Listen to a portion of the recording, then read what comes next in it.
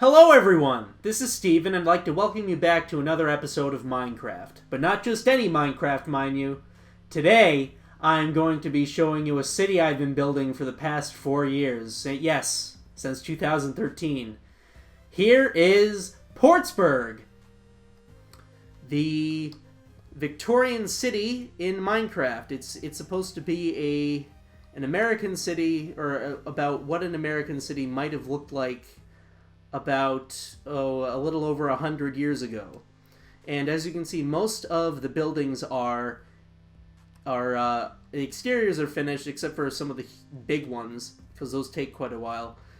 But many of them don't have the interior done yet. But I am just going to show you the main road first and give you a look at my latest buildings. As you can see, I've improved. The older buildings are towards the front and they're smaller and a little bit more plain. But this one, I'm quite happy about how it's going, because this one looks a bit more like a metropolitan building that you might see in New York or something like that. It's the Portsburgh National Hotel right here, and it says at your service since 1898. Portsburgh National Hotel on Main Street. So as you enter, you can see only half of one of the sides is done, but this side is going to be the dining area, and over here will be the reception area, and there will be 2 elevators on each side, one matching that one, and I have World Edit installed, so that will be quite a bit more easy to complete. Next up on the agenda is just a quick little thing. There are trolleys. As you can see, here's one of the trolleys. The plan for this is to have more of these trolleys up the road. This road's going to extend. This is going to be the main road, and it's going to end in the Capitol building for the city. And this button will activate a command block, which will teleport you to the next trolley up the road. So I think that's a pretty neat idea for people to go around quickly. This right here, I don't know what this is going to be, but it's a real big building. And it's made entirely out of quartz for the most part. I got the idea of some early skyscrapers I saw in old photographs of New York City. Many of these buildings are inspired by old New York City from about the turn of the century. So, next up is, yes, right here. Nope, that's not the right building. They look so similar. No, it's the clock tower. I haven't done anything with that yet, but I will. That's why I'm starting the series, to post updates periodically. So, this is the Redstone building, and this was my first attempt at doing some more complex redstone work. And what is this building, you may ask? Well, I shall tell you. This has a working telegraph, and it records it downstairs by way of looping repeaters, which go from the bottom here and go all the way up to the top. And right here, this records the input, so by extending that block, it allows it to loop. And if I bring that back, the redstone signal will just break off when it hits this, because it just goes around in a circle. And once it hits this spot right here, it will no longer repeat, because this block is necessary to have it do that. So, let me just give you a quick demo about how that works right here. So this, in case you didn't know, a telegraph was used Morse code. It was used in the 1800s and early 1900s. And it was basically a method of fast long distance communication before telephones existed.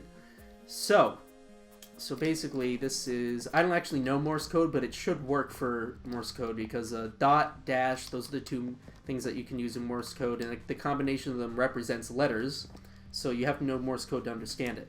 So let's see here. So let's just do a couple of on and off. So you can see it generates a signal. You have to give it a little bit of a pause. And then what happens now is that since this is extended, it'll go downstairs, and it will activate it. Yep, so it's gonna be going around and around, and I'll see in a moment when it reaches the top.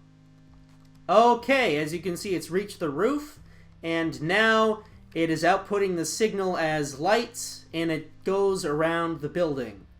So yeah, it has a nice little feature there. So that way, the idea is like anybody in the vicinity, if they know Morse code, then they can understand this little message here. Oh, and it also pops out a little block each time it receives a signal, and that's what breaks it off, right there. Oh, here comes another one. Yeah, so yeah, it just translates that, and it holds about 5 minutes of information, and you can play a message on these lights, I suppose. It's really simplistic, old-fashioned, but it works if you know it. Alright, I thought I would just take a moment to showcase these automobiles.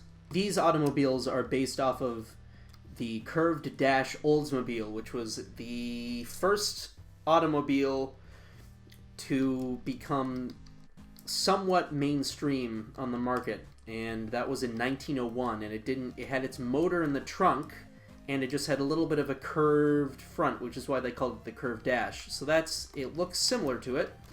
And oh, you can't open the chest. That's unfortunate. Well, they also used to put sort of suitcases and chests on the back of these things, so that also is relatively accurate. Here's the creeper statue in the harbor. Nothing too particularly fantastic, but it does give a nice majestic statue to stand in front of this glorious city right here. And now we have the little ferry boat, which goes across the water. I'm going to be adding some buildings across there as well. And now we get to the Portsburgh train station. And it's good that it is now nighttime, because I can show you this little thing that I did. I thought this was pretty cool when I first started Minecraft a couple of years ago, but you know, now it's a little bit like not too impressive, but we have automatic lights. There you go. Heading right up to the train station here. So this train station, it is functional. It just doesn't go anywhere yet. Supposed to be you have to pay admission to head to the Nether. I don't know. I mean, I guess that would be useful, I suppose, if obsidian were hard to come by. So yeah, you just take these minecarts, and I'm gonna make another station, like an uptown station near where the Capitol building is gonna be. Now we get to the bank. The bank right here is just a small little bank made entirely of quartz. I remember I made this immediately after they added quartz in 1.5. So I was really happy that I was able to do that. Let's see here. Let's see if I can remember the combination. I think there was some sort of combination lock here to get into this. Okay, yeah, head down here. Right. And there were... Yeah, I think that was it. Yep, that was it. And here's the vault room, which... Oh, what? Oh, yeah, okay. Yeah, I remember there being a lot of stuff in here. I know I just cheated it in, but I thought, you know, why not? If I were going to turn this into an adventure map, maybe I could make that a little Easter egg that would be helpful to the adventurer within the game. Alright, so let's head back out here. And let's move on to the next building. Alright, now we have the department store. Okay. So this is just a nice little department store displaying some ores in the window, our wares and such. There's George's Diner. We can head into George's Diner. He has a lot of cake. He loves cake. Head down here. Right in here you can see a PETA violation. We can head back upstairs. Hey, watch out, Rutherford. I don't want you falling there. Yeah, that's the department store. You can head up to different levels, such as here. There's a ironworks store. There's a food store. I don't know what happened, but I think when I updated this version, it just deleted all of the signs or something like that. And yeah. So now we get to move on to the final building. And everyone, we come to the finale here. Last but not least, here is my house. It is a Victorian style house with a spire on the side of it. And it is of the style of the 1870s to 1880s. And I don't know why there's a cow here, but I'm not going to get rid of him because he seems quite friendly. So I'm going to leave him. These Victorian houses had large wraparound porches, such as this. with decorative woodwork, such as this. And I think I'll just give you a quick mini tour of the house. Okay, so now we're in the... Oh, hello there. Hi. What are you doing there? Okay. Here's Rutherford. Say hello, Rutherford. Here, why don't you follow us around, Rutherford? Here, come on. Alright, so here's the kitchen. Nice tile work in here. And we can head upstairs now to the bedroom. And yes, here's the bedroom. Quite plain. I know the exterior is more interesting, but I thought I would just give you a nice little view in the inside of my house here. Alright everyone, so if you have enjoyed this video about my city, please feel free to like and subscribe. This will be part of a new series I'm going to be doing regularly called Stephenism Builds, where I'm going to update this map, update other maps, and start a super flat world where I will build other builds, just when the thought comes to me, random things, we shall see. And also, if you like indie games and modded Minecraft survival, that will be starting soon as well. So please feel free to like the video if you liked it and subscribe for all those other things that I just talked about. This is Steven. Thank you for watching, and I'll see you in the next one.